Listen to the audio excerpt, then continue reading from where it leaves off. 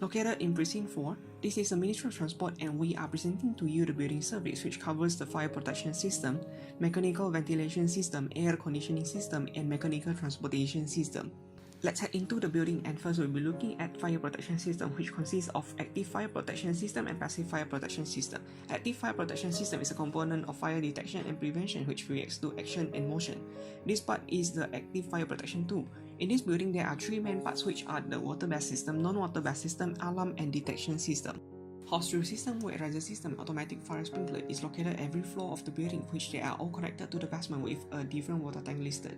These are used to reduce and clear out the widespread of fire which these are installed under the Uniform Building by Law 1984. For non-water bath system like carbon dioxide separation system, it is located in every electrical and telecommunication systems rooms, while portable fire extinguisher is located everywhere in the building to prevent the spread in case of a fire. Alarm and detection system are used in the building which we will be explaining in a drawing diagram to show how they work.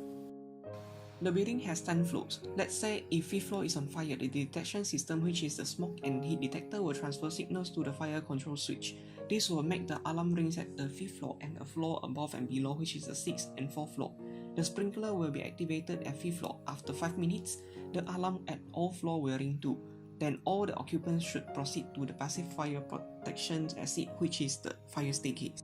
Passive fire protection system is a form of fire safety that remains inert during conditions but play an important role during fire event. The main purpose is to protect the building itself from fire devastation, minimizing danger of fire-induced collapse and limiting the movement of fire and smoke between different spaces. The means of egress are clearly listed at every floor of the building which according to UBBL 7 schedule, a sprinkled building can have a maximum travel distances of 60 meters to emergency staircase exit, while the width of an access to exit should be at least 700 mm. Next, the mechanical ventilation system plays an important part together with the fire protection system in the building. Let's use a diagram for a clearer view towards this system. The building consists of mechanical ventilation systems such as kitchen ventilation duct and smoke ventilation duct. The smoke ventilation duct is the most important part in the building because it acts to clear the smoke in the basement in case of a fire.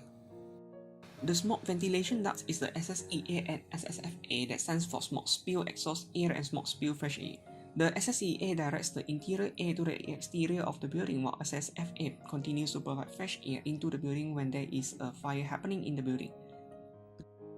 The centrifugal fans are used to direct the air out of the building through SSEA. These SSEA and SSFA ducts are used for air exchange in the basements every day to provide fresh air into it. The air conditioning system in MOT consists of two types. One is a split unit air conditioning system and another one is a plant system. Split unit air conditioning system is used in electrical rooms and telecommunication system rooms at the basement of the building, as plant system are used from ground floor to 10th floor. Plant system connects the head room, the heat exchange room, and the air handling unit in the building which then distribute cool air into every part of the building except basement. By using the drawing diagrams shown, the Gas District Cooling GDC, which is a company to supply cold water to perform a heat exchange with the water unit in the building. The exchanged cool water is transferred to the machine which then pump out to the AHU room at every floor of the MOT. From the AHU room, the cool air is then supplied to the spaces in the building. There is an outlet that transfers the air from the room back to the AHU room, which then the air exchange occurs. The heated water is then supplied back via the chiller water return to the hex room.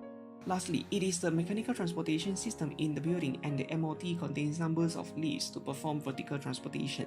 The lift's motor room is located at the utmost floor, which is the mechanical and electrical room in the building. It is a geared traction lift with a machine room and air conditioning system provided in the room to reduce the overheating of the machines. There are 7 lifts in MOT, which 6 are for passengers while the other 1 are built as fire lifts.